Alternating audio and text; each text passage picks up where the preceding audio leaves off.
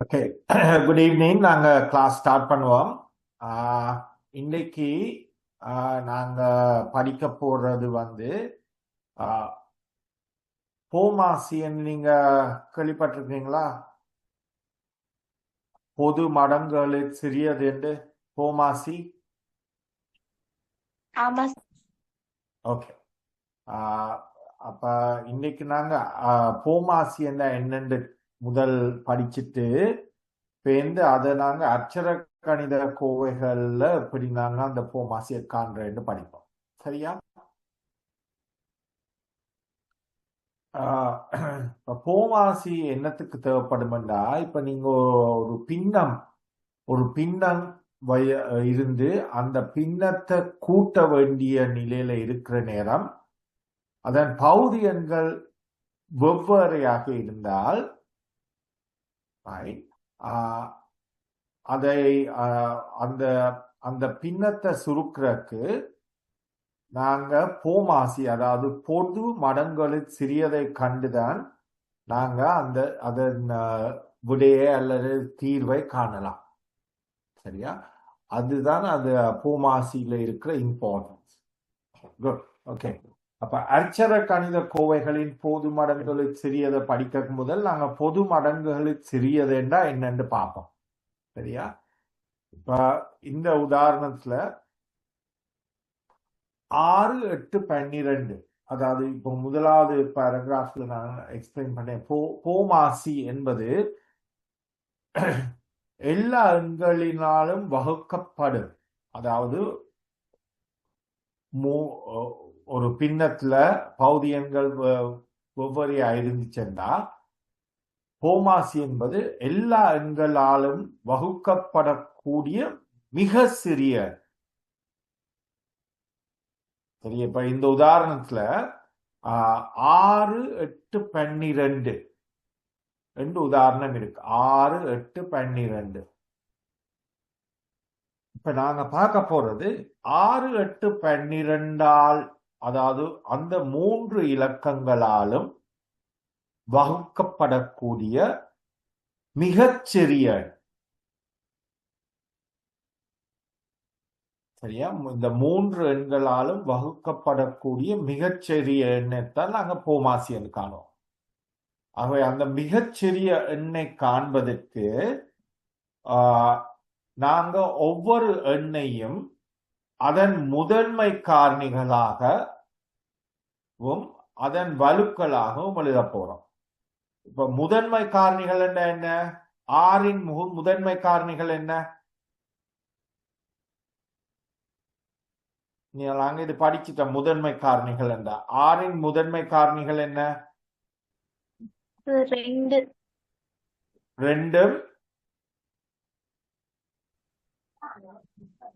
3 sir. 2 3, அதாவது 6ஐ வகுக்கக்கூடிய, அதாவது முதன்மை காரணிகள் என்ன? அந்த அந்த எண்ணால மாத்திரம்தான் வகுக்கலாம், வேறொரு எண்ணாலையும் வகுக்க இயலாது. சரியா? இல்லையா? முதன்மை எண்கள் என்ன? அவை 2, 3, 5, 7, 9 ஒரு முதன்மை காரணி, முதன்மை எண்ணா இல்லையா? 9. இந்த 9 நீங்க 3ஆல வகுக்கலாம். ஆகவே அது ஒரு முதன்மை எண் இல்லை. 11 ஒரு முதன்மை எண், 13 ஒரு முதன்மை எண், 15 இல்ல. ஏன்னா 15 நாங்க 3ஆல வகுக்கலாம், இல்லாட்டி 5ஆல வகுக்கலாம். 17 ஒரு முதன்மை எண், 19 ஒரு முதன்மை எண். சரியா? அப்ப 6ஐ அதன் முதன்மை எண்களால் பெருக்கக்கூடியதா இருக்கிறன்னா 2 தர 3, அதாவது 2இன் ஒரு வலு தர 3இன் ஒரு வலு. 8 முதன்மை காரணிகளின் பெருக்கங்களாகண்டா 8 நாங்க உருவாக்குறதுக்கு 2 தர 2 தர 2 என எழுதலாம். 2 தர 2 2இன் கனமாக எழுதலாம், 2இன் 3ஆம் அடுக்கு. 12 எடுத்தோம்னா அதன் முதன்மை காரணிகளால பெருக்கிறதுக்கு 2 தர 2 4, 4 தர 3 12. ஆகவே அதை 2இன் வர்க்கம் தர 3 என எழுதலாம். இது விளங்கிச்சா உங்களுக்கு? இதெல்லாம் நீங்க படிச்சிருப்பீங்கன்னு நினைக்கிறேன். நாங்களும் படிச்சுனாங்க. இது இது நீங்க படிச்சிட்டீங்களா? முதன்மை காரணிகள். ஆமா சார். ஓகே. அப்ப முதலாவது வந்து இந்த பொது மடங்குகளில் சிறியது போமாசியை காண்றதுக்கு அந்த எண்களின் முதன்மை காரணிகளை எழுதி அதன் வலுக்களாக எழுதி அந்த போமாசியை காண்றதுக்கு இப்ப 2 அடியாக கொண்டு 2 மேல் 1 இருக்கு, 2 மேல் 3 இருக்கு, 2 மேல் 2 இருக்கு. போமாசியை காண்றதுக்கு அந்த 2 மிக உயர்வான அடுக்கு. இதுல எது உயர்வான அடுக்கு? 2 1ஆம் அடுக்கா, 2 2ஆம் அடுக்கா, 2 3ஆம் அடுக்கா? எது பெருசு? 2 3ஆம் அடுக்கு சார். 2 3ஆம் அடுக்கு. ஆகவே 2 சுற்றியின் மிகப்பெரிய வலு 2 3ஆம் அடுக்கு.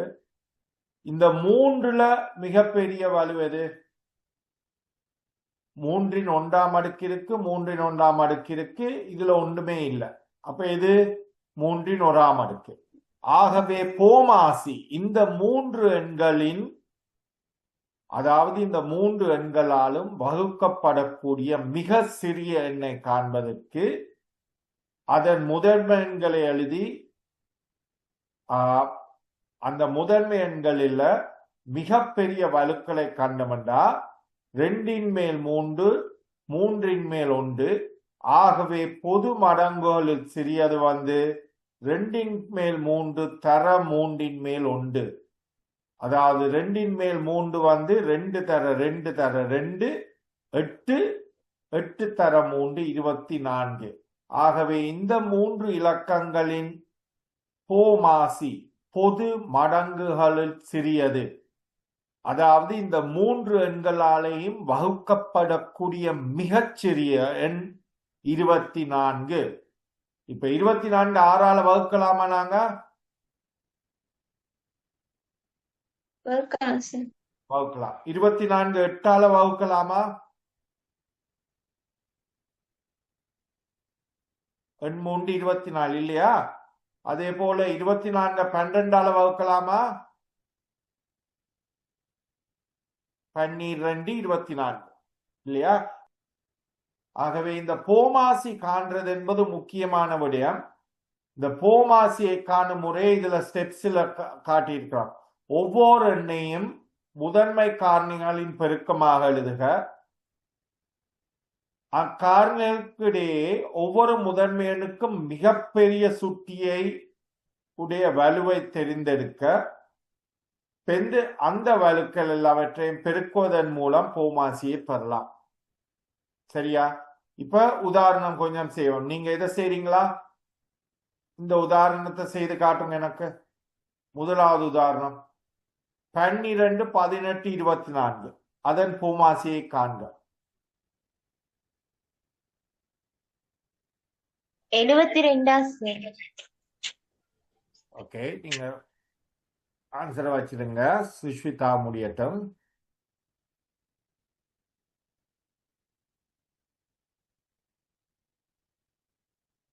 Okay sir. என்ன விட? 72 சார். ஓகே. அப்ப 12 எந்த எண்களால? 6 சார். 12 எந்த முதன்மை எண்ணா எழுதுவீங்க? 2 தர 2 தர 3 சார்.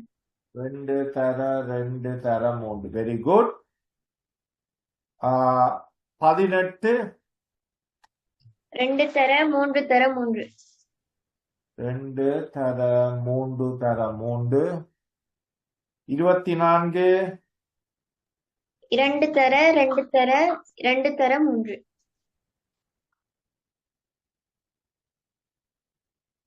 இலானிக்கும் கிடைச்சதா இதை விட? சார் வேற மெத்தட்ல செய்யக்கூடாதா சார்? எப்படி சொல்லுங்க. சார் செஞ்சு காட்டவா சார்? சொல்லுங்க. யா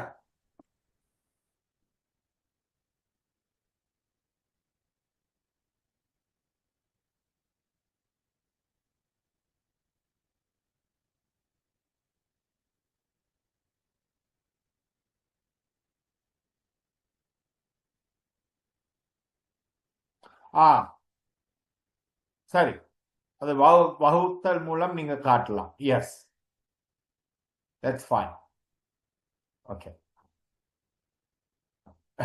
அப்ப இதன் முதன்மை காரணிகளால பெருக்க வேண்டாம். அதாவது இதன் வலுக்களாக 2 ன் 2ஆம் அடுக்கு தர 3 ன் 1ஆம் அடுக்கு, இது 2 ன் 1ஆம் அடுக்கு தர 3 ன் 2ஆம் அடுக்கு, கடைசி 2 ன் 3ஆம் அடுக்கு தர 3 ன் 1ஆம் அடுக்கு. இப்ப 2 ன் அடுக்க பாத்தீங்கன்னா இது 2 ன் 2ஆம் அடுக்கு, 2 ன் 1ஆம் அடுக்கு, 2 ன் 3ஆம் அடுக்கு. அப்ப இந்த 2ஐ சுட்டியாக கொண்ட அதிகூடிய வேல்யூ என்ன? இந்த 3லையும்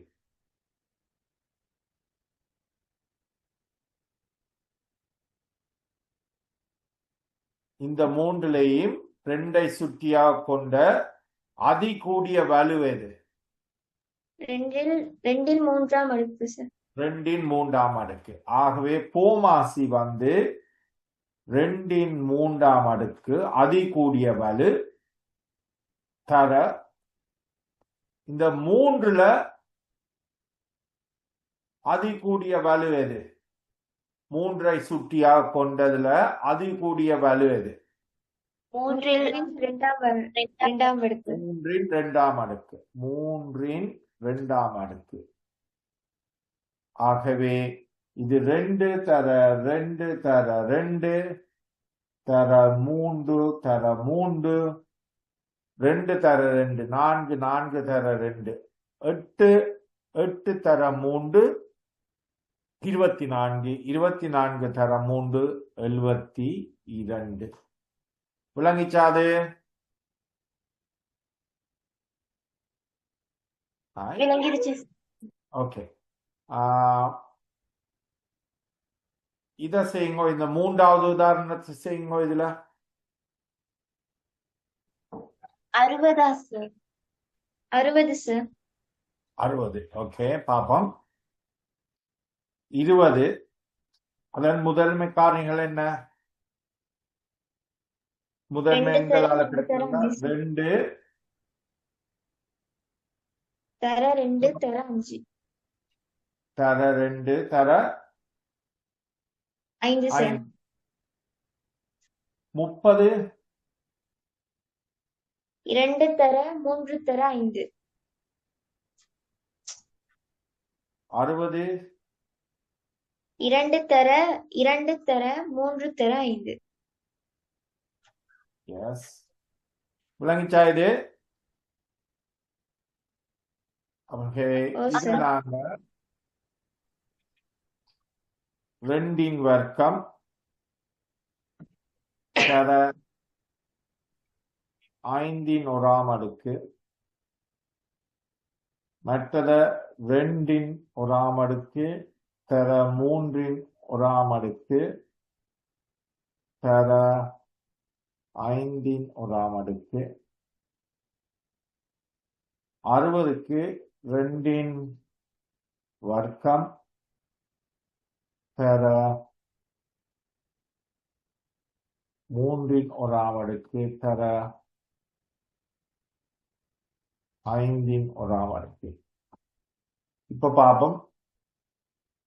2ஐ அடியாக கொண்டு சுட்டியாக கொண்டுள்ளதுல அதிக வலுவை கொண்டது எது? 2 ன் 2ஆம் அடுக்கு சார். 2 ன் 2ஆம் அடுக்கு. ஆகவே பூமாசி 2 ன் 2ஆம் அடுக்கு தர அடுத்தது 3 மூன்றின் ஒராம் அடுக்கு மூன்றின் ஒராம் அடுக்கு மேல முதலாவதுல ஒன்றுமில்ல. மூன்றின் ஓராம் அடுக்கு சார். மூன்றின் ஒராம் அடுக்கு தர ஐந்தின் ஒராம் அடுக்கு ஐந்தின் ஒராம் அடுக்கு ஐந்தின் ஒராம் அடுக்கு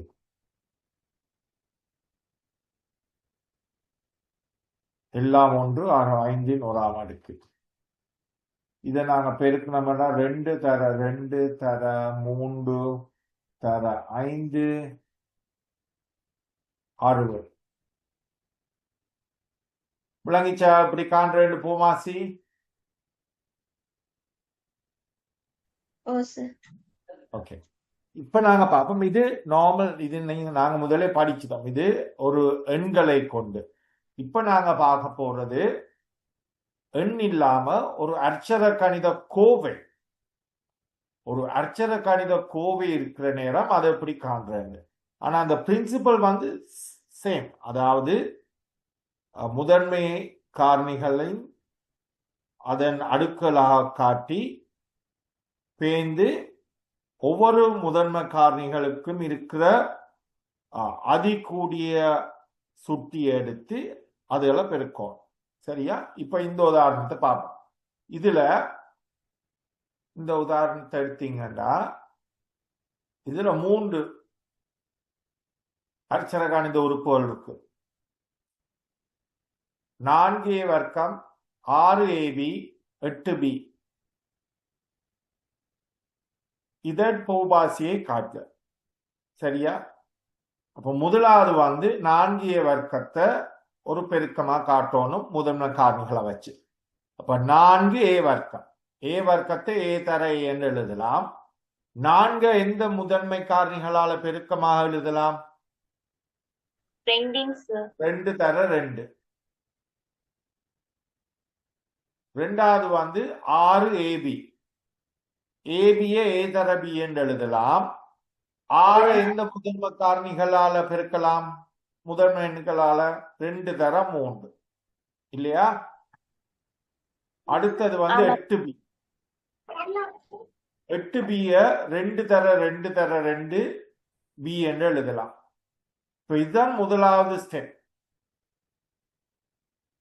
எண் மாத்திரம் இல்ல, ஒரு அட்சர கணித உறுப்புகளை கொடுத்தா அதன் போமாசியை காண்றதுக்கும் அதே ஸ்டெப்ஸ் தான் ஃபாலோ பண்ணணும். சரியா? முதன்மை காரணிகளா பெருக்கமாக காட்டணும். இப்ப 2 தர 2 வந்து 2 வர்க்கம், a தர a வந்து a வர்க்கம். ரெண்டாவது எடுத்தீங்கன்னா 2 வந்து ஒரு கத்தான வருது. ஆகவே 2 முதலாம் வர்க்கம். 3 வந்து ஒரு 3 முதலாம் வர்க்கம். a 1 b 1.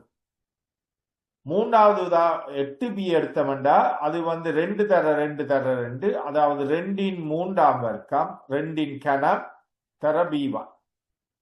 நாங்க முதல் செய்த மாதிரியே இப்ப நாங்க பார்க்கணும்.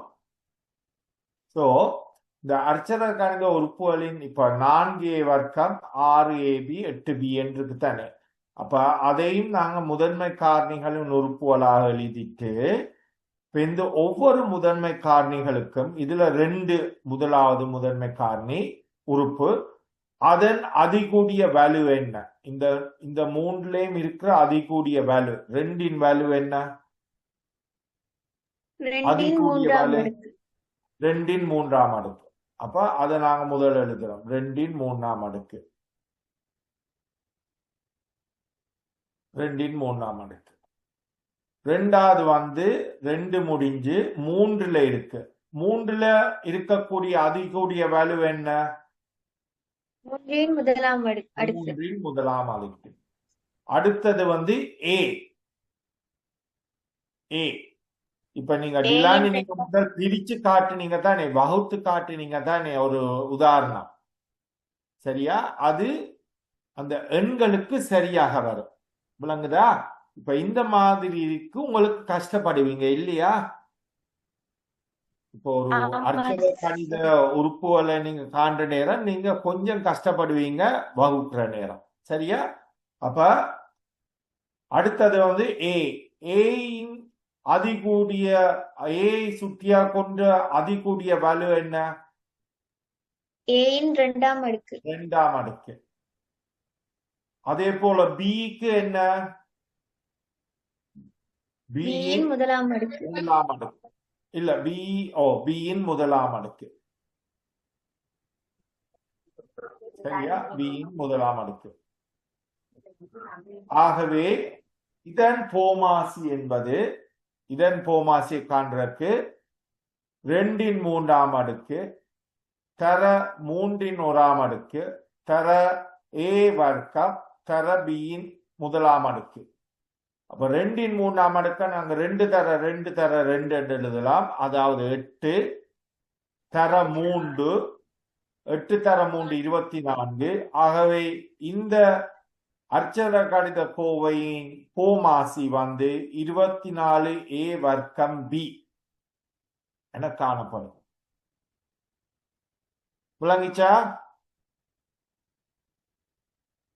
விளங்கிருச்சு சார். ஓகே விளங்கிருச்சு சார். ஓகே. அப்ப இதை செய்து காட்டுங்க. இந்த உதாரணத்தை இதுல நான் ஹைலைட் பண்றேன். இதை செய்யுங்க. அதுல 3 இருக்கு. 15 எக்ஸ் வர்க்கம் 1, ரெண்டாவது வந்து 20 அடைப்புக்குறி எக்ஸ் ஆக 1, மூன்றாவது 10 அடைப்புக்குறி எக்ஸ் ஆக 1 வர்க்கம். அதன் போமாசியை காண்க.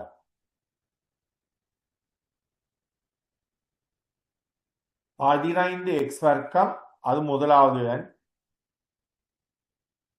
ரெண்டாவது வந்து 20 அடைப்புக்குறி எக்ஸ் ஆக 1,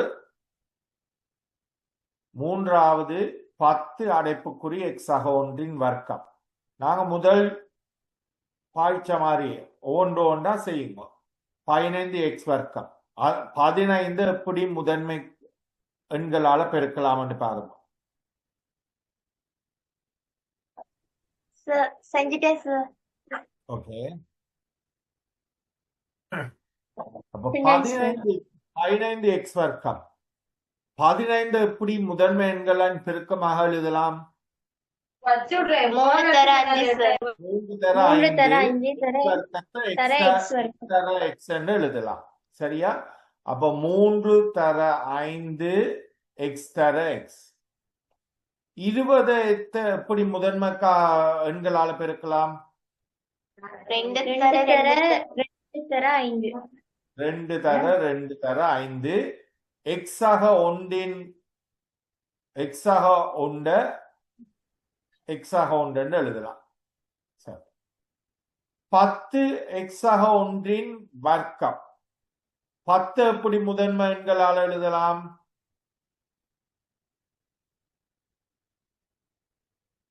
2 தர 5 2 தர 5 எக்ஸ் ஆக 1 வர்க்கம் என எழுதலாம். இப்ப நாங்க பார்ப்போம். முதலாவது முதன்மை எண் வந்து 2இன் 2. அப்ப இந்த 3 அர்ச்சத கணித கோவைகள்லையும் 2இன் அதிகூடிய வேல்யூ என்ன? 2இன் 2ஆம் அடுக்கு. 2இன் வர்க்கம் 2இன் வர்க்கம். Very good. இந்த 3 எண்கள்லையும் அடுத்த முதன்மை எண் வந்து 3. 3இன் அதிகூடிய வேல்யூ என்ன?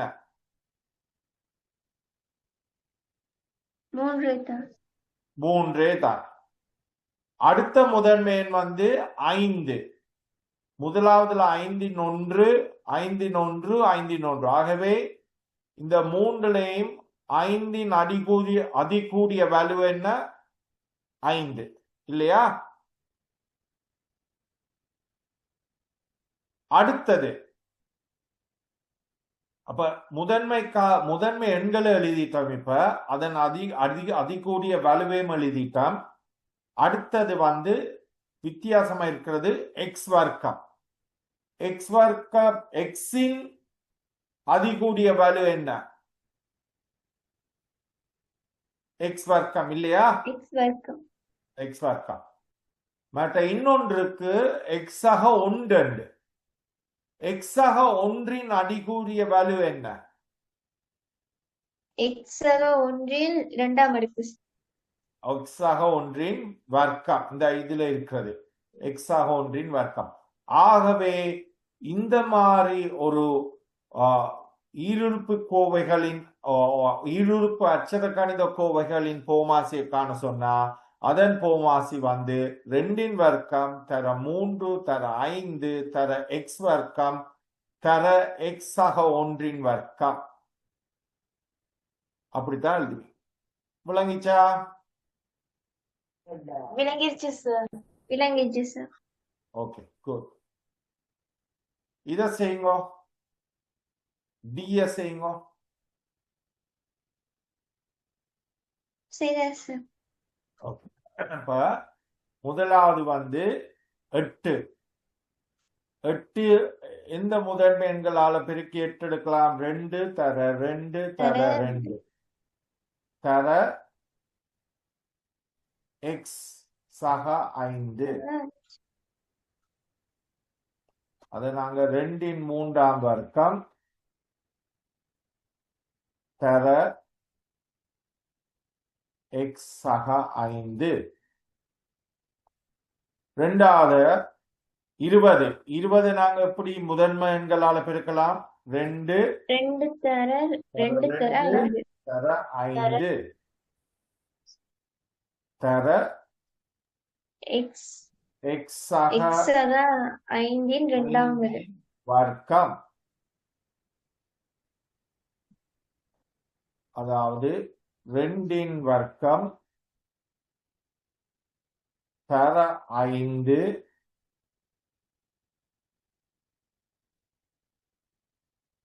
தர எக்ஸ் சக 5 வர்க்கம்.